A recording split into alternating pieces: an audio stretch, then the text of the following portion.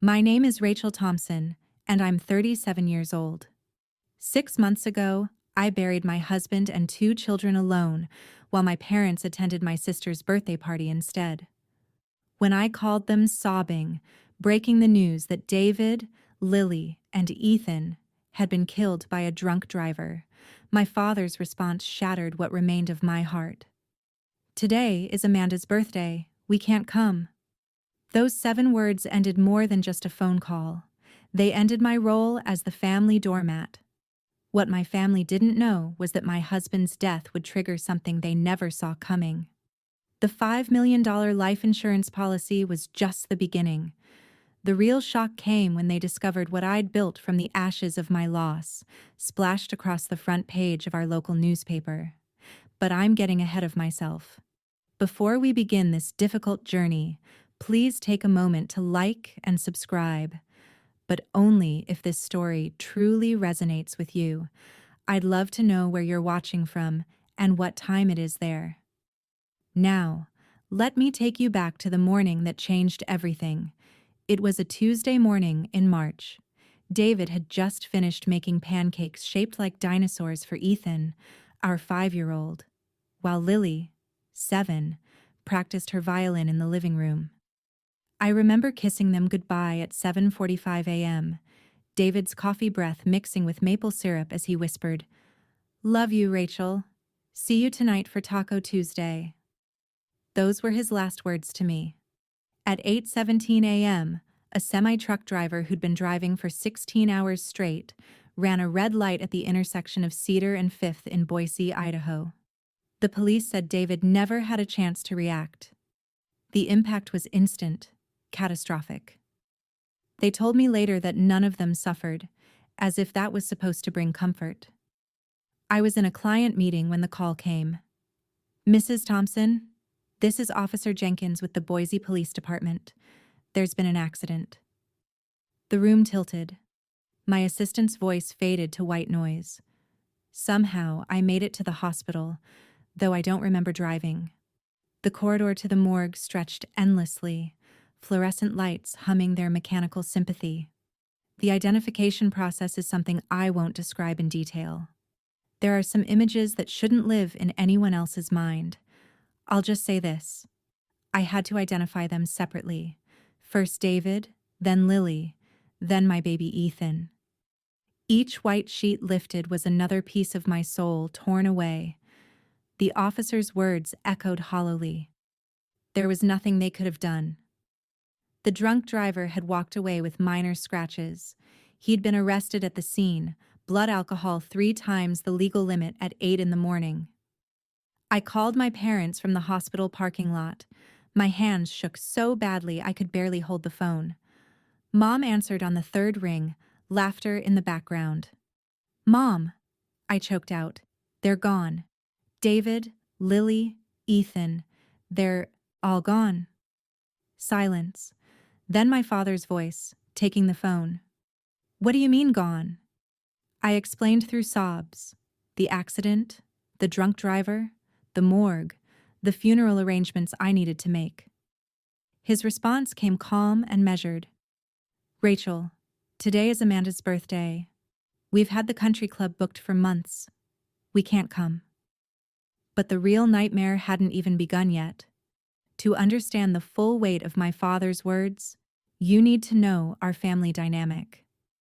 Growing up, I was the responsible one, the one who never caused problems, never asked for too much. "Good daughters don't keep score, Rachel," my mother would say whenever I pointed out the disparities. When I was 16, I gave up my full scholarship to the University of Michigan so Amanda could use my college fund for her gap year in Europe. She needed to find herself, my parents said. She found a lot of parties and came back with nothing but Instagram photos and debt. When Mom had her hip surgery 4 years ago, I took 3 months of unpaid leave to care for her. Amanda was too busy with her new boyfriend, the 3rd that year. I slept on a cot in Mom's living room in their Denver home, managing her medications, cooking every meal, driving to every appointment. The day Mom could walk again, Amanda showed up with flowers and got all the credit for being such a devoted daughter. At my wedding, Amanda announced her first pregnancy at my reception. My promotion to senior partner was overshadowed by Amanda's divorce drama. Every milestone in my life became background noise to Amanda's perpetual theater. David was the only one who saw it. "They've trained you to disappear, honey," he'd said after one particularly brutal family dinner where I'd cooked for 6 hours, only to have Amanda arrive late with takeout because she forgot I was cooking. "But they're my family," I'd always respond. "Family shouldn't make you feel invisible," he'd say, holding me close. Now David was gone. My children were gone, and my parents couldn't interrupt Amanda's birthday party to support me through the worst day of my existence.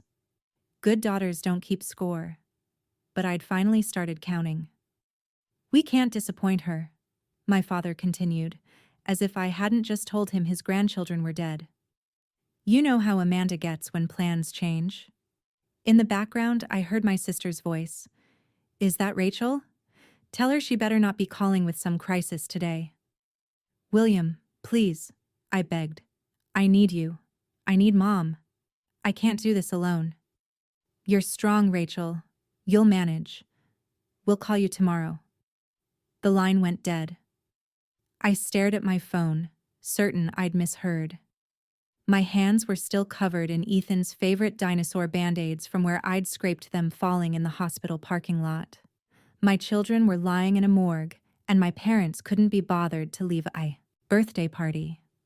I called back immediately. Mom answered this time. "Mom, please. The funeral home needs decisions. I don't know how to bury my babies."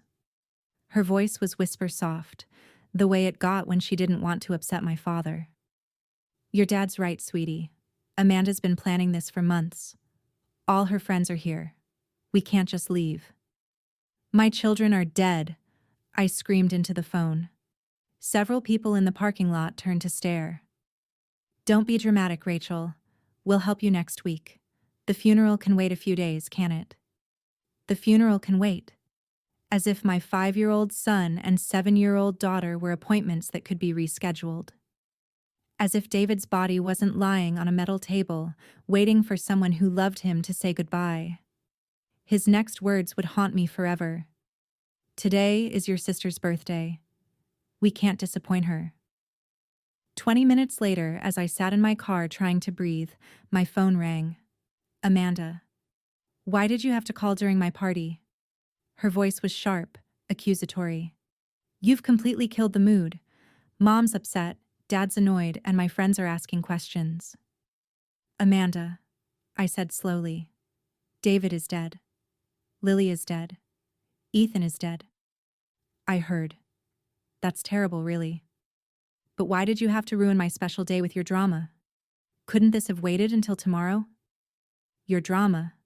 As if I'd chosen the timing, as if I'd asked that drunk driver to destroy my family on her 34th birthday. "Are you coming to the funeral?" I asked, my voice hollow. "When is it?" "Friday." "Oh, I can't. James and I have concert tickets. They were super expensive." The funeral was held at St. Paul's Cathedral in Boise. David's colleagues filled one side. His elderly parents, who'd flown in from Portland despite their health issues, sat in the front row with me.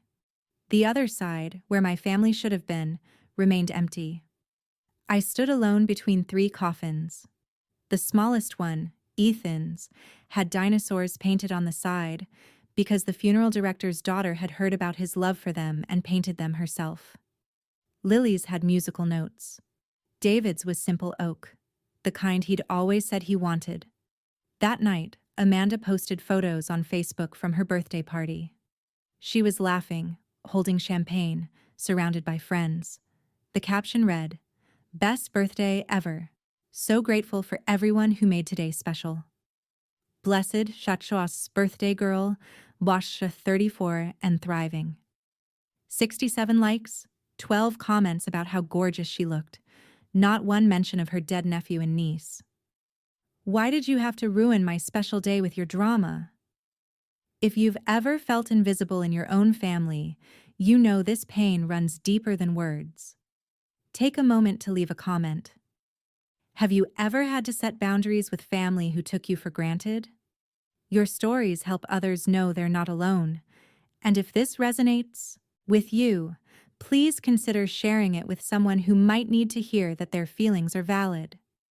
Now, let me tell you what happened when I finally stopped being the good daughter and started discovering just how much David had prepared for this moment. The funeral costs hit immediately: 3 caskets, 3 burial plots, the service. The funeral director's sympathetic smile couldn't soften the $30,000 bill. I sat in his office, staring at the itemized list. The smallest casket was somehow the most expensive. "We offer payment plans," he said gently. Payment plans, as if I'd be paying off my children's deaths like a car loan. Our house was mortgaged to the limit. David and I had just renovated the kitchen, thinking we'd have decades of family dinners there. My part-time consulting work barely covered groceries.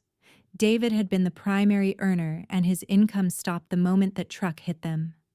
His parents offered what they could, but they were on a fixed income. "We have some savings," his mother said, pressing a $5,000 check into my hand. Probably everything they had. The life insurance company called while I was choosing flowers for Lily's casket. "Mrs. Thompson, we need to schedule a meeting regarding your husband's policy." "Can't you just mail the paperwork?" "This is a substantial policy, Mrs. Thompson. We prefer to handle these matters in person." Substantial. I assumed that meant enough to cover the funeral costs, maybe a few months of mortgage payments. 2 weeks passed. No word from my family except a text from Mom. "How are you holding up?" I didn't respond. What was there to say? The house felt like a mausoleum. Lily's violin still sat on the music stand. Ethan's dinosaurs guarded his unmade bed. David's coffee mug waited by the machine, his fingerprints still visible on the handle. The funeral director's message mentioned something about urgent matters regarding payment. I knew I had to face reality, but I couldn't seem to move from David's side of the bed, where his scent still lingered on the pillows. Sleep became impossible. Every time I closed my eyes, I heard phantom sounds. Lily practicing scales, Ethan's feet thundering down the stairs, David's off-key singing in the shower. At 3:00 a.m., I'd walk to their rooms, hoping against logic to find them there. The neighbors started avoiding me, not cruelly, just awkwardly. They didn't know what to say to the woman whose entire family had been erased in 8 seconds. Mrs. Larson from next door left casseroles on my porch but never knocked. 3 weeks after the funeral, I hadn't heard from my parents. Not one call. Amanda had blocked me on social media after I'd commented on her birthday photos. "These were posted the day you chose a party over your nephew and niece's funeral." I existed in a bubble of grief, invisible to the world, the mailbox filled with sympathy cards from David's co-workers, but nothing from my own family. I started wondering if I'd simply cease to exist if I stopped trying. One particularly dark night, I stood on our back deck looking at the stars. David had taught Lily all the constellations. Ethan always looked for the dinosaur stars he insisted were there. I thought about how easy it would be to just stop, to join them wherever they were. The lawyer's message saved me. James Lee had called 3 times, his voice increasingly urgent. "Mrs. Thompson, we really need to discuss your husband's estate planning. There are time-sensitive matters that require your attention." Estate planning. David had always been meticulous about details. Even in death, he was still trying to take care of me. I called Lee back the next morning. "Can you come to my office today?" he asked. "What I have to tell you shouldn't wait any longer." The lawyer's message mentioned something about urgent matters that would change everything. 2 weeks after the funeral, my phone rang at dinner time. I'd been staring at 4 empty chairs eating cereal from the box. Mom's name appeared on the screen. "Hi, sweetie. How are you holding up?" The casual tone, as if she'd been checking in regularly, made my chest tight. "How do you think I'm holding up?" "There's no need for that tone. I'm calling to help. Your father and I were thinking, you must have financial things to sort out. Did David leave anything?" There it was. The real reason for the call. "I'm still working through everything," I said carefully. "Well, family helps family, Rachel. If there's life insurance or anything, you should think about sharing. Amanda and James are trying for a baby, and fertility treatments are expensive. Are you seriously asking me for money right now? Don't be selfish, Rachel. Your father thinks you should consider what David would have wanted. He was always so generous." I hung up. My hands were shaking, not from grief this time, but from rage. David had been generous. He'd lent Amanda $10,000 for her wedding that was never repaid. He'd covered my parents' cruise for their anniversary. He'd never asked for anything back. The phone rang again. Dad this time. I let it go to voicemail. "Rachel, your mother's upset. You need to apologize, and we need to discuss the financial situation. As your father, I have a right to know what provisions were made." As your father, the father who couldn't leave a birthday party for his grandchildren's funeral, now wanted to invoke parental privilege over my finances. I turned off my phone. For the first time since the accident, I felt something other than grief. It was tiny, flickering, but unmistakable. Clean, clarifying anger. A week later, Amanda showed up at my door without warning. James was with her, his eyes already scanning the visible parts of my house like an appraiser. "We were in the neighborhood," Amanda said, pushing past me. She'd never just been in the neighborhood in the 4 years since David and I had moved to Boise. "Nice place," James commented, running his hand along the granite countertop David had installed himself. "Must be worth what? $500,000? Why are you here?" I asked. Amanda's face shifted to fake concern.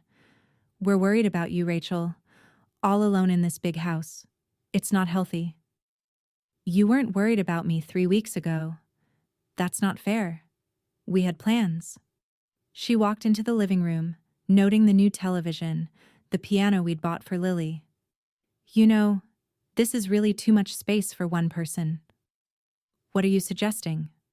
James stepped forward. "We could take it off your hands. Family discount, of course. Maybe $300,000. Cash deal, quick close."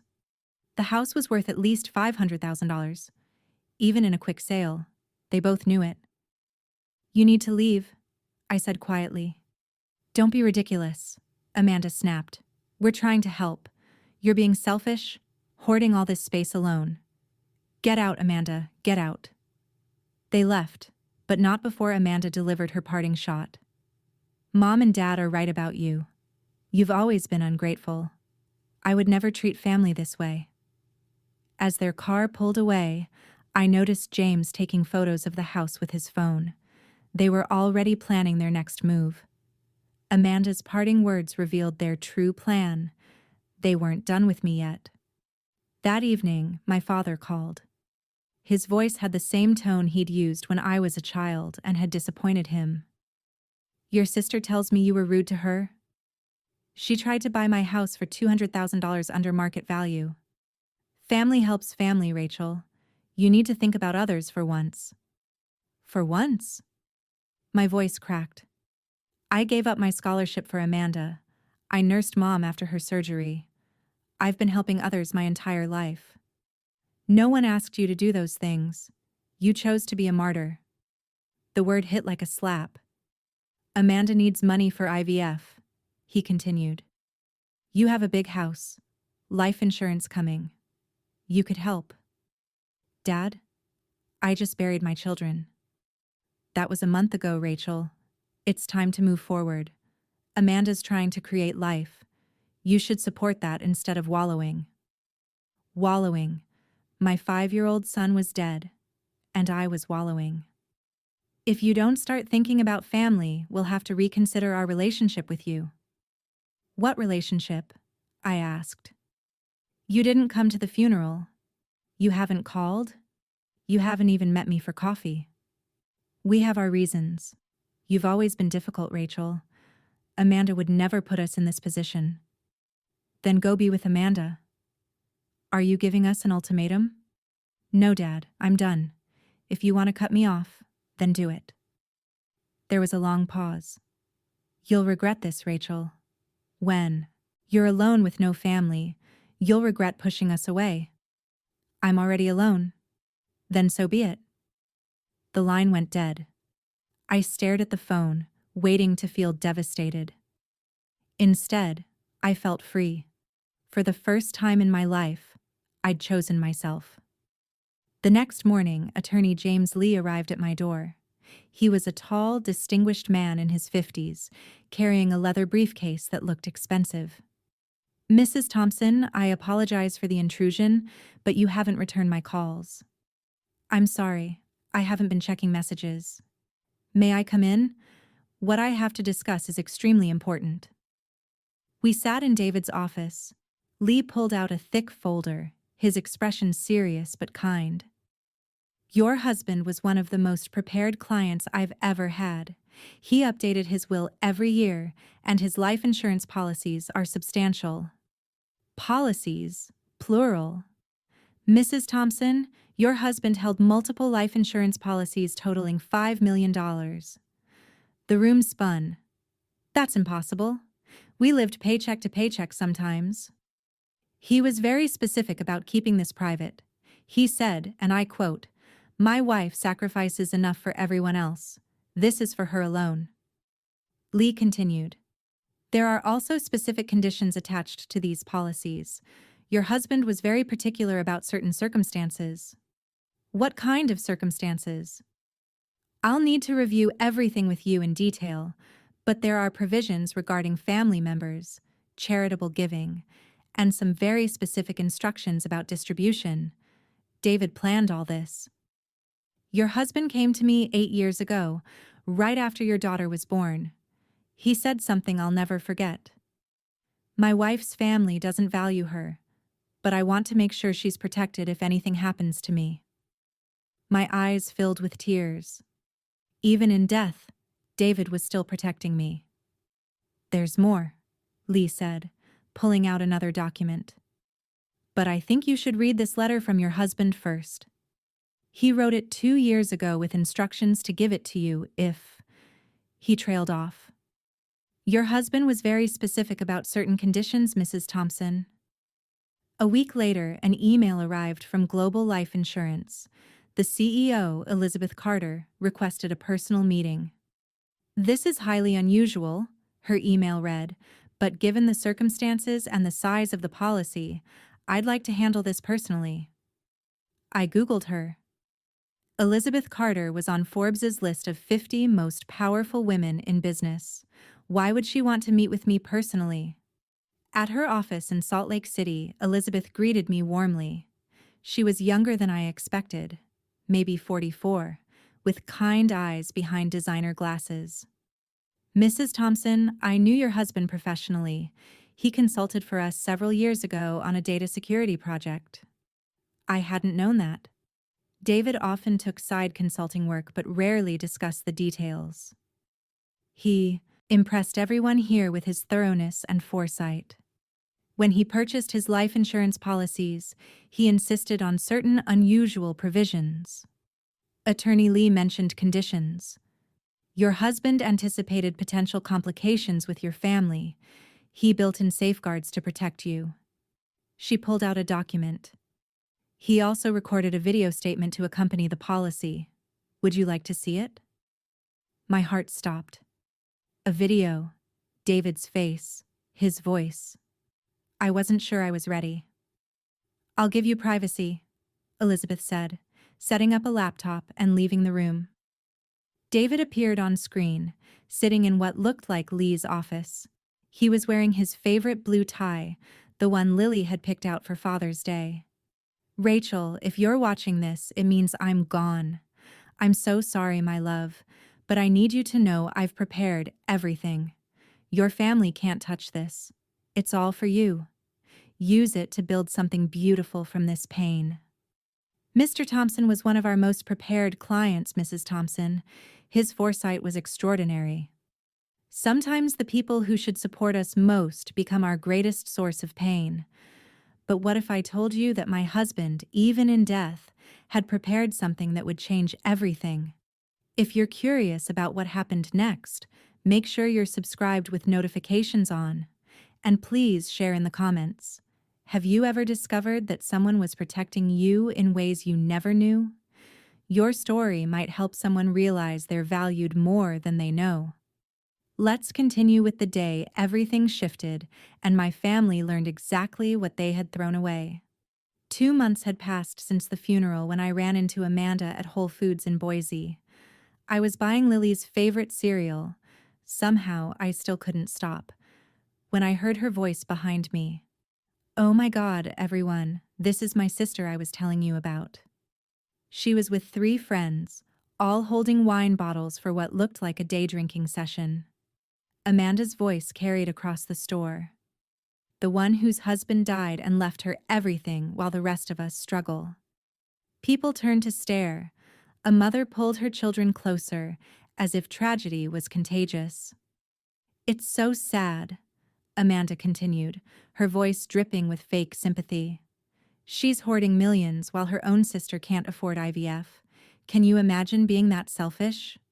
"Amanda, stop," I said quietly. "Oh, she speaks," Amanda announced. "Everyone, Rachel got $5 million in life insurance. $5 million, and she won't help her own family." The store had gone silent. Everyone was watching. An employee was recording on his phone. "My poor parents are heartbroken. They raised her better than this." "The parents who skipped the funeral?" I asked, my voice steady despite my shaking hands. Amanda's face reddened. "That's a lie. Tell them the truth, Rachel." "The truth?" "The truth is, you posted birthday party photos while I buried my children alone."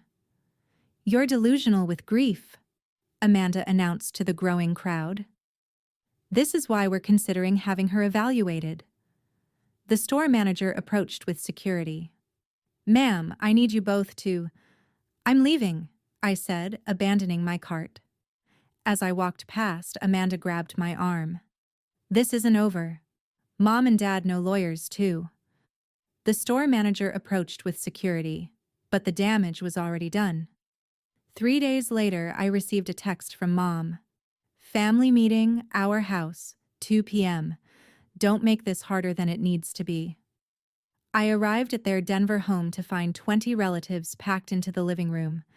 Aunts, uncles, cousins I hadn't seen in years. Even my father's brother from Arizona was there.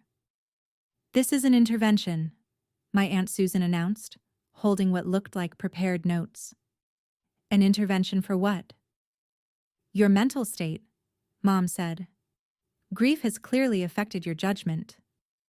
A woman I didn't recognize stood up. "I'm Dr. Carter, a family counseling specialist. Your family is concerned about your emotional instability and inability to make sound financial decisions." "You hired a therapist to ambush me?" "It's not an ambush," Dad said. "It's love. We're trying to help you see reason."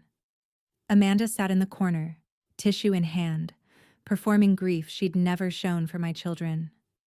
"Rachel," Dr. Carter said, "your family feels you're not processing your loss appropriately, holding on to resources that could help create new life." "You mean Amanda's IVF?" "It suggests an unhealthy attachment to the past," Dr. Carter replied. My cousin Brian chimed in. "We all think you should put the money in a family trust for everyone's benefit." "Including yours, Brian?" He had the decency to look away. "This is about money," I said, standing. "My children are dead, and you're all here for money." "Sit down, Rachel," my father commanded. "If you leave, we'll have no choice but to pursue legal options," Aunt Susan said, "for your own good." Grief has clearly affected your judgment, dear, Mom repeated. But I was already walking to the door. That night, Amanda's Facebook post went viral in our community. Prayers needed. My sister Rachel, the one who lost her family in that terrible accident, is having a mental breakdown. She's inherited millions but won't help anyone, not even our elderly parents. She's accused us of terrible things and cut off all contact. If you see her, please be kind. Mental illness is so tragic. Mental health awareness, how family first. Within hours, it had 500 shares. Comments poured in. So sad when grief breaks someone. Your poor parents. Money changes people. Maybe she needs professional help?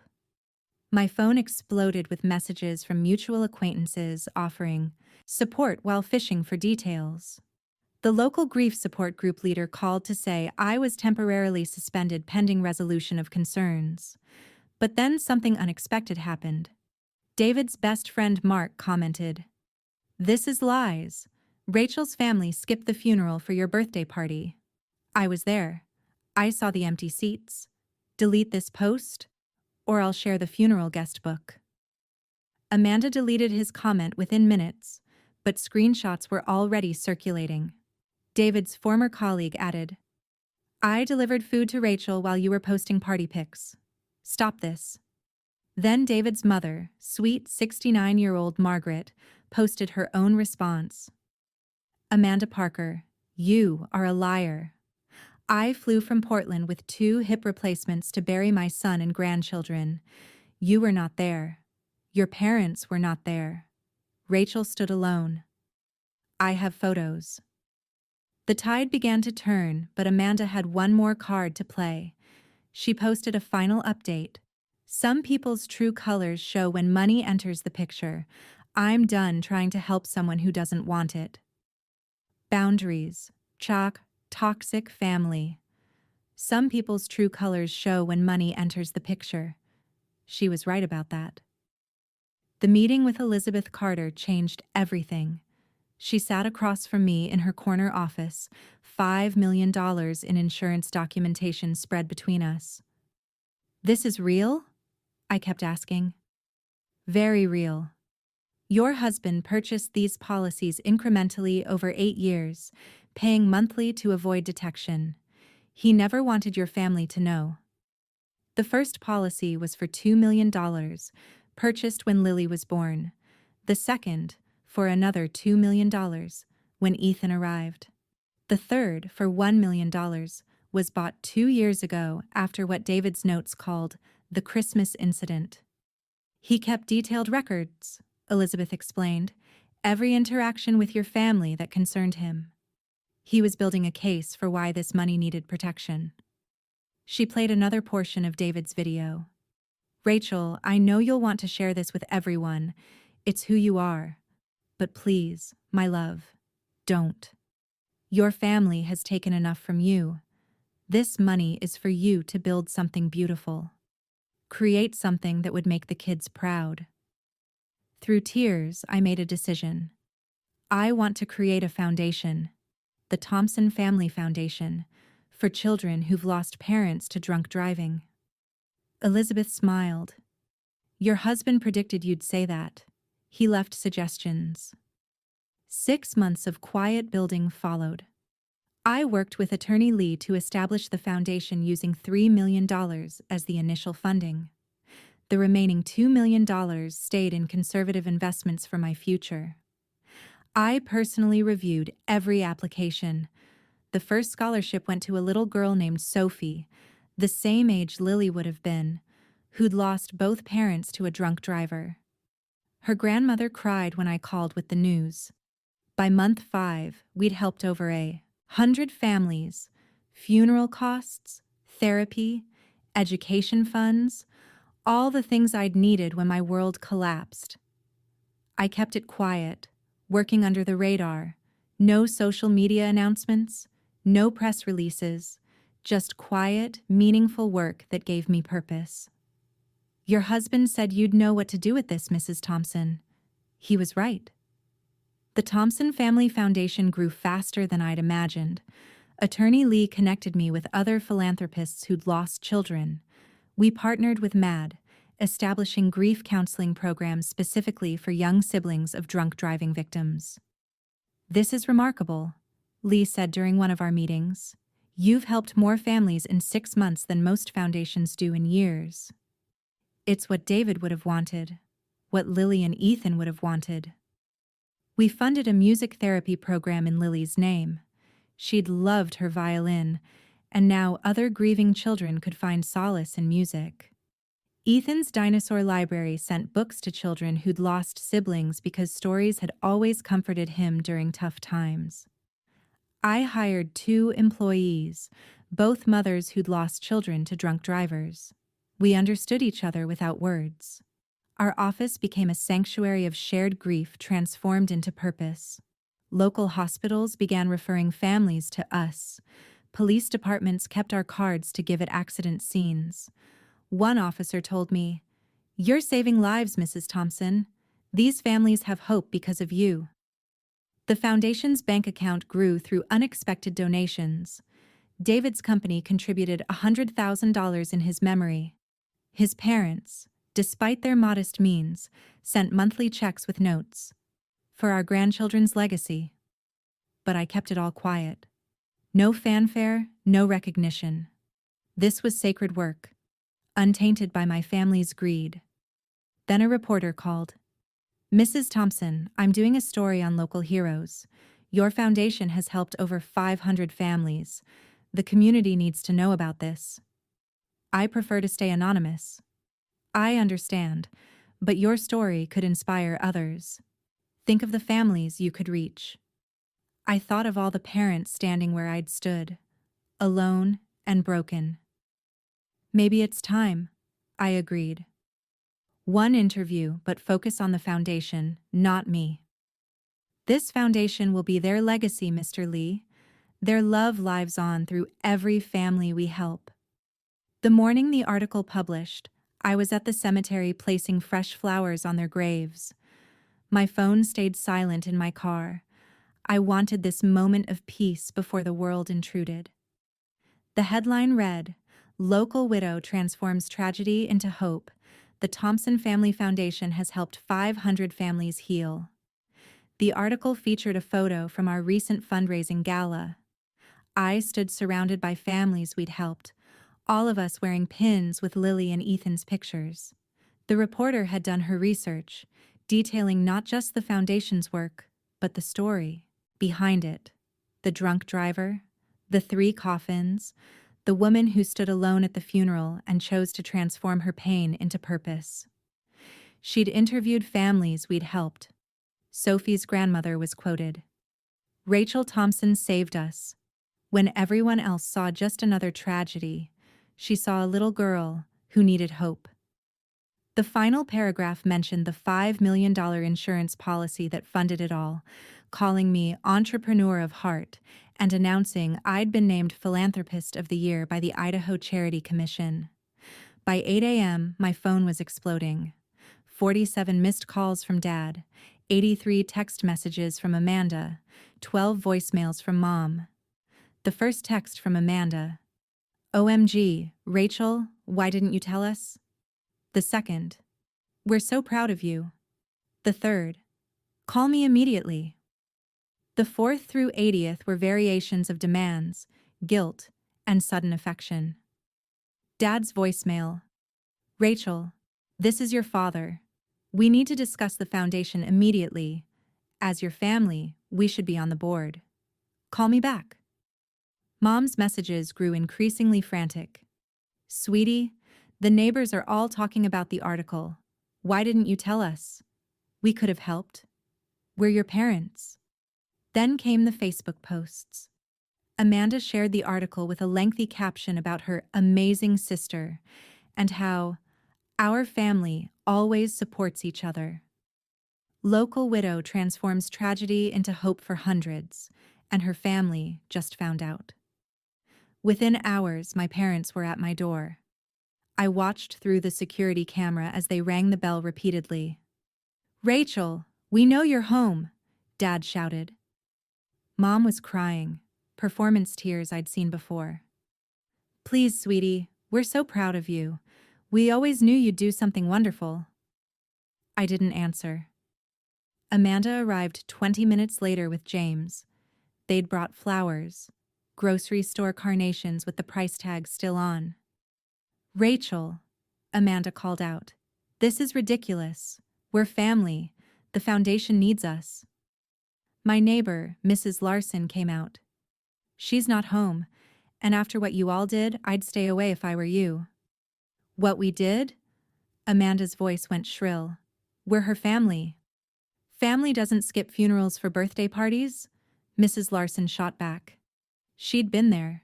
She'd seen everything. They camped out for 3 hours. Dad called the police, claiming I was having a mental health crisis. Officer Jenkins arrived, the same officer who delivered the news about the accident. Mr. Parker, your daughter is under no obligation to open her door. Please leave the property. We're worried about her mental state, Mom insisted. I spoke with Mrs. Thompson yesterday about foundation security. She seemed perfectly sound. Now you need to leave, or I'll charge you with trespassing. They left, but not before Amanda shouted loud enough for the entire neighborhood to hear. We always knew you'd do great things, sweetie. We're here when you're ready to share your success with family. The next morning, a formal letter arrived from their lawyer requesting a family meeting to discuss their rightful involvement in the foundation. We always knew you'd do great things, sweetie, after they'd called me selfish for not sharing. Attorney Lee's office had never felt more like a sanctuary. The conference room was full. My parents, Amanda and James, their lawyer, Lee, and me. Thank you all for coming, Lee began. Mr. Thompson anticipated this gathering. What do you mean anticipated? Dad demanded. Lee pulled out a sealed envelope. Mr. Thompson left specific instructions to be opened if certain conditions were met. The publication of the article and your presence here fulfill those conditions. He opened the envelope and began reading David's letter. To the Parker family, if you're hearing this, it means you've discovered Rachel's inheritance and are attempting to claim a portion. Let me be clear. You have no legal or moral right to any of it. Mom gasped. Amanda's face went red. I documented every instance of your treatment of my wife, the letter continued.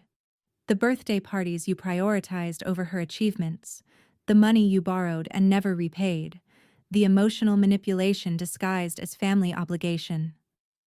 Lee pulled out a folder. Mr. Thompson hired a private investigator to document your behavior. We have everything. This is ridiculous, Amanda shouted. Lee continued reading.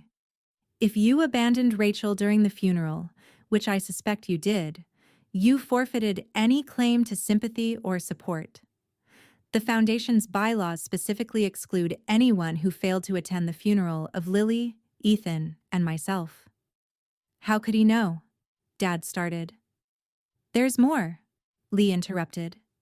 He pressed play on a laptop. The funeral appeared on screen. The camera panned across the empty family section, zooming in on the 3 small nameplates. Reserved for William Parker. Reserved for Susan Parker. Reserved for Amanda Parker Morrison. The timestamp showed the exact time. The empty seats spoke louder than any accusation. Thank you all for coming. Mr. Thompson anticipated this gathering. David's face appeared on the screen. My breath caught. He was wearing the shirt Lily had picked for his birthday, sitting in what looked like Lee's office. Hello, William, Susan, and Amanda. If you're watching this, you've proven exactly who I always knew you were. Amanda tried to speak, but Lee raised his hand for silence. I've watched you diminish Rachel for 15 years. I've documented every slight, every manipulation, every time you made her feel worthless. She never saw it. She loved you too much. But I saw everything. David held up documents. These are receipts. The $10,000 you borrowed for Amanda's wedding and never repaid. The $5,000 for William's business venture that failed. The vacation we funded for your anniversary. Total $37,000 over 8 years.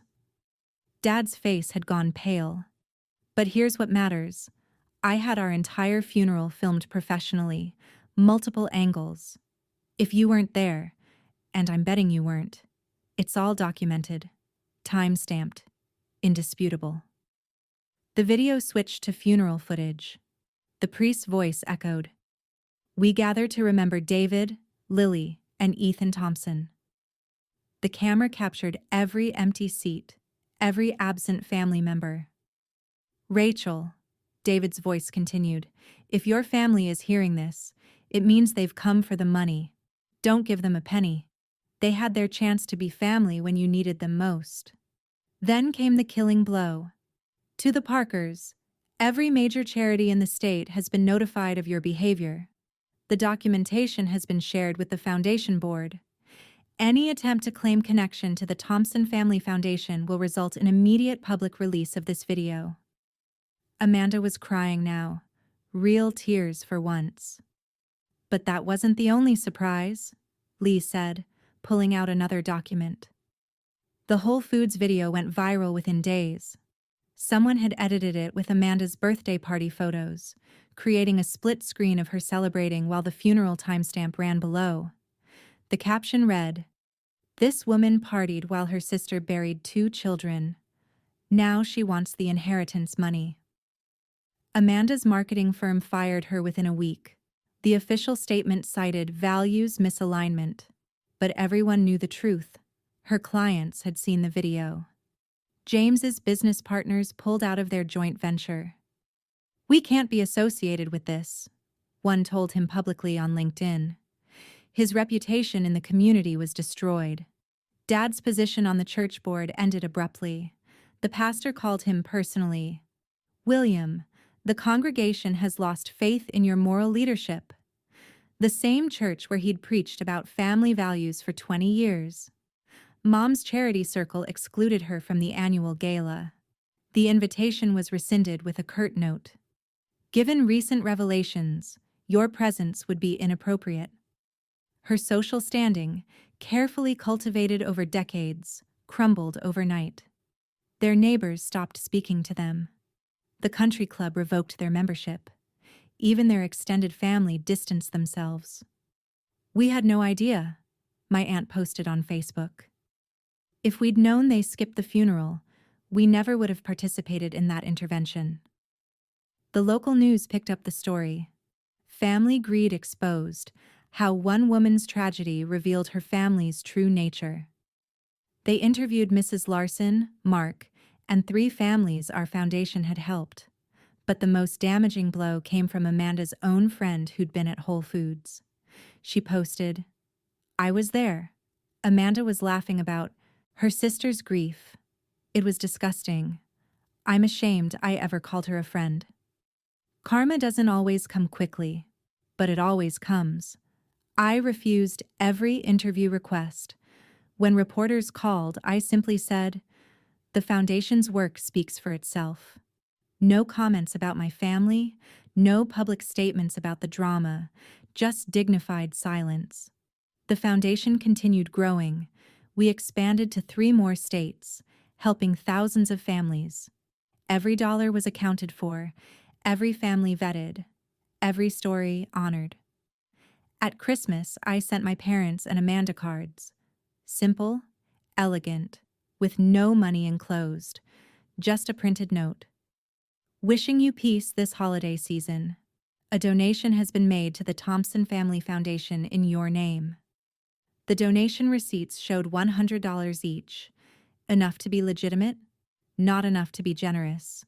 It was listed publicly in our annual report under community supporters, their names among hundreds of others, given no special recognition. Mom tried to call 37 times on Christmas Day. I didn't answer. 3 months later, I learned through Mrs. Larson that Amanda was pregnant. Despite everything, I felt a flicker of happiness for the life growing inside her. Children were innocent of their parents' choices. I set up an anonymous college fund for the baby, $50,000, to be accessible only for education, only after age 18. The paperwork went through Lee's office with strict instructions for anonymity until the child's 18th birthday. Why? Lee asked. After everything they did? Because Lily and Ethan would want their cousin to have a chance. Because David always said the best revenge is grace. Because I refuse to let their cruelty change who I am. The foundation's annual gala was attended by the governor, 3 senators, and hundreds of families we'd helped. My parents and Amanda watched from outside, unable to afford tickets, unwelcome even if they could. The best revenge is living well and helping others do the same. 1 year after the accident, I stood at their graves with an armful of accomplishments. The foundation's annual report showing 1,000 families helped, photos from the children whose lives we changed, letters from parents who'd found hope in their darkest moments.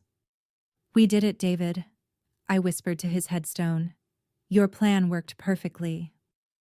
I told Lily about the music program, how a little boy named Jacob had played his first concert using the violin we'd donated. I told Ethan about the library, how his dinosaur books had helped a girl named Mia smile for the first time after losing her brother. "Your daddy was so smart," I said, arranging fresh flowers. "He knew exactly what would happen. He protected us even after he was gone." The cemetery was peaceful, just me and them, the way it had been at the funeral. But now the solitude felt different, chosen rather than forced. I'd bought a smaller house 2 streets from the cemetery. Every morning, I walked there with coffee, telling them about the foundation's work. The old house sold for $550,000. Every penny went to the foundation. My support group for grieving parents met weekly in our foundation building. We'd created a community of understanding, of shared pain transformed into collective strength. These strangers had become my family in ways blood never could. "Your Aunt Amanda had her baby," I told them. "A little girl named Olivia. She'll have a college fund waiting for her, though your grandparents will never know it's from us." A letter had arrived from Amanda that morning, forwarded through Lee's office. 6 pages of apologies and justifications. I'd read it once, then filed it away. Some bridges, once burned, should stay that way, but their light can still guide others home. Amanda's letter was water-stained, the ink smudged in places from what looked like tears. "Rachel, I know I have no right to write this. I was horrible, unforgivable. I see that now. Olivia looks like Lily sometimes, and it breaks my heart that she'll never know her cousins. I'm not asking for money. I'm not asking for forgiveness. I just needed you to know that I finally understand what we took from you. Not the money, the moments, the support, the love you deserved when your world ended. I'm sorry. I'm so desperately sorry." I read it twice, then wrote my response on foundation letterhead. "Amanda, I received your letter. Thank you for your honesty. I forgive you. Not for your sake, but for mine. Carrying anger is too heavy when you're already carrying grief. However, forgiveness doesn't mean reconciliation. Some wounds cut too deep to heal with words. You chose a birthday party over my children's funeral. That choice defined our relationship permanently. I wish you well with Olivia. She's innocent in all of this. Love her the way you couldn't love Lily and Ethan. Be present for her in ways you weren't for them. This is the last communication between us. Please respect this boundary. Rachel." I included a photo of Lily and Ethan from their last Christmas, their faces bright with joy.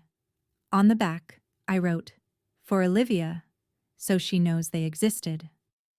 Lee mailed it that afternoon. "No return communication will be accepted," he assured me. That evening, I updated the foundation's board with our new policy. No position shall be offered to individuals who failed to support founding families during their time of loss. Forgiveness doesn't mean forgetting. Some bridges, once burned, should stay that way. 2 years have passed since the accident. The Thompson Family Foundation has helped over 2,000 families. We've expanded nationally with chapters in 12 states.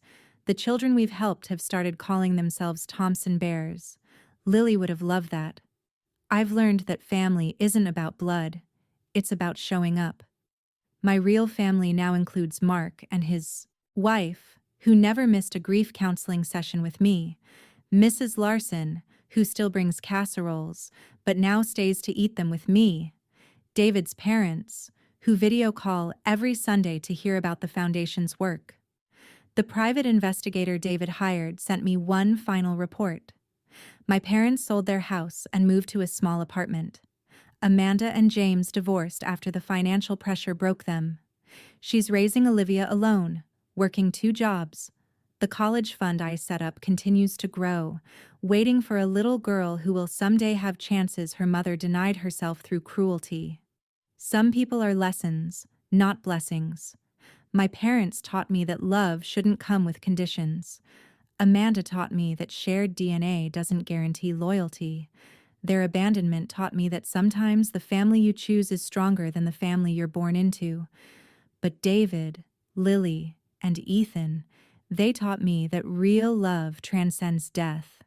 That preparation is an act of love. That legacy isn't about money. It's about impact. Every morning I visit their graves. Every evening I read applications from families needing help. In between, I live. Not just survive, but live. Because that's what they would want. What boundaries have you set with toxic family? Your story might help someone else find their strength. Share it below. Remember, you deserve to be valued, respected, and prioritized, especially by those who claim to love you. Thank you for joining me on this difficult but necessary journey. If this story resonated with you, please like and subscribe for more stories about resilience and setting healthy boundaries. Share this with someone who needs to hear that it's okay to choose peace over toxic relationships, even with family. Comment below with your own experiences of setting boundaries. Your courage might inspire someone else to reclaim their life. Remember, you deserve to be valued, respected, and prioritized. Blood doesn't obligate you to accept disrespect. Until next time, take care of yourselves and honor your worth.